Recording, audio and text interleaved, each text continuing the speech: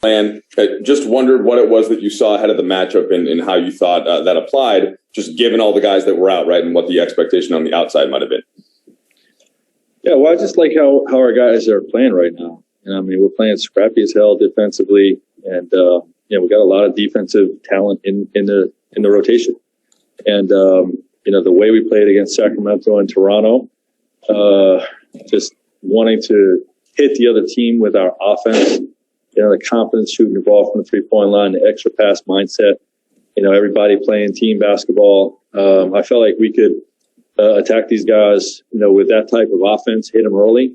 And, like I said, all along and all season long, when we play scrappy on the defensive end, we always have a chance. So I did think we had a chance. We knew it was going to be an uphill battle. Obviously, Kyrie not being in there changed the game. Obviously, KD still getting his legs under him, so there's some other factors there.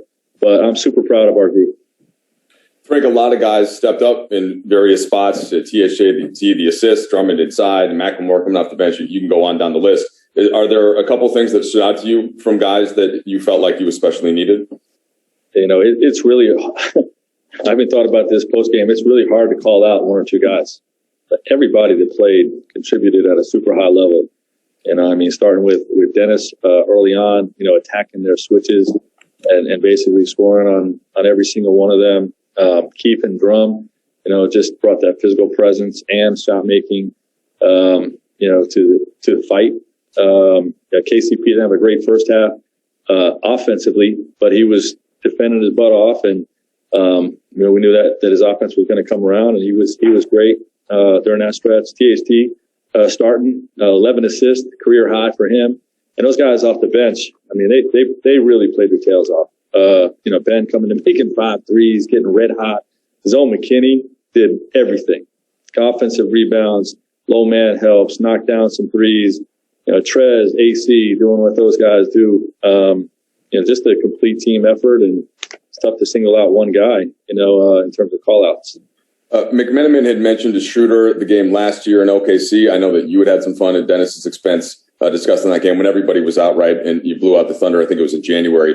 Can a win like this and having all these different guys step up, Frank, can you carry that forward from a confidence perspective and as you get down to the stretch of the season? I think so. I think every small success any group has, is a confidence booster.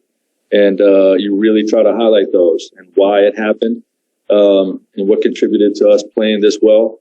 And you try to take that into the next game. That's what we did coming in today, just to paint the picture that this was going to be like the Toronto game and like the Sacramento game. And it was.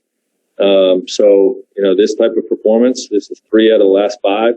I think that we played this well, and we got to carry this into the next 2 games of this trip. Bill Laura?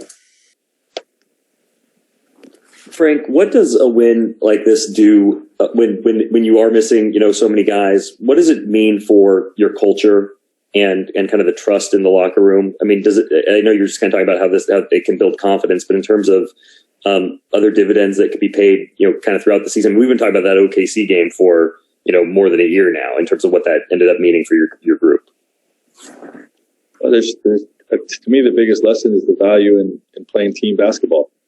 It doesn't matter the players in uniform. If everybody's competing on the defensive end and sharing the basketball offensively and playing selflessly, you have a chance to win every night. And, even if we're depleted, we have enough firepower offensively to win. You saw us make 19 threes tonight. And, we have enough defensive talent and the right scheme to compete on that side of the ball. So you always have a chance. So, I think, in answer to your question, I just think that each of these guys, Ben, KCP, Talon, guys having successful nights like that, I think that carries into their performances going forward when we become more whole, that they can come and rely on those experiences. Kyle Goon? Hey, Frank, 2 questions about one sequence in the third quarter. What did you see or hear that led to Dennis and Kyrie both getting ejected? What was your sort of experience of that? And then 2, Andre told us right after that, he kind of huddled up with the guys still on the floor and said, hey, let's lock in defensively. Did you see that, and what does that tell you when a guy who basically just walked in your locker room is doing stuff like that? Well, Trey's gonna be huge for us, and it's great to see that type of leadership early on in his tenure here with the Lakers. But I did notice our whole group, all those guys that did not play, even LeBron, AD, Duds, Kuz, West, Mark, like they're all active and engaged in this game, and I think those guys deserve a little credit too. And in terms of what happened, it's tough to say. I was on the other end of the floor, but it just seemed like two guys that got involved with some trash talking and couldn't let it go. After it was time to move on after the first double tech. I'm not sure exactly what happened more than that, but that's what it seemed like to me. Dan Wiki? Frank, congrats. You guys have had 3 players ejected in 3 straight games, which I think is a record this year. So he ejected in the Miami game? Markeith and Harrell. Yes, we did. We're going to bring that tape in New York. Yeah. You 2 months ago, when before you guys played these guys, you talked about wanting to see Dennis and Kyrie. Obviously, we only got a half of it tonight, but what did you think about Dennis in that half, and the way he was able to attack Kyrie, the way obviously Kyrie played really well too? Kind of what did you think of that matchup? I love Dennis Schroeder. I think that's the first thing you have to state is his competitive spirit, his fight, his swag. I think that wins for you, and that's the preview of the matchup. I mean, that's going to be a dynamic matchup if we ever see it again this season. Two great players, that they can do it on both sides of the ball.